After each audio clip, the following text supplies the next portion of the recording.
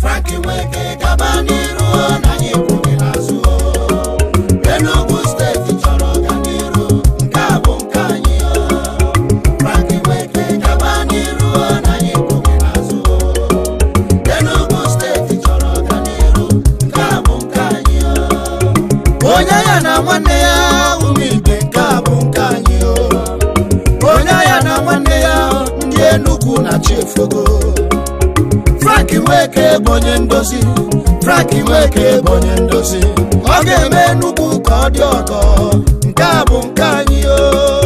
Frank Nweke gaba n'iru na anyị. After mbụ Frank Nweke Junior, oke ifufe na-agbara ụjọ nkụ. Ana m azụ ọchịchị gọvanọ Enugu steeti na pati a na-akpọ APGA. Nke a bụ nke anyị. Nke a bụ nke anyị. Onye agha na onye agha na ndị be anyị na-ekwu okwu ada n'ofu ebe ekiri mmọnwụ. Ọ dịgo 24 years anyị na ofu ebe were ekiri mmọnwụ n'Enugu steeti.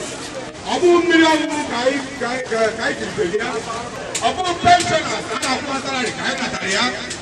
Ọ bụghị na ndị ọrụ oyibo na ha mechara retirement wee nweta gratuity ha. Ọ bụghị na ụmụaka na-eje akwụkwọ maka na ndị private teachers na-eje strike. Ihe a niile onye ma bụ legacy ndị PDP. Onye anyị ji eweta APGA n'Enugu steeti.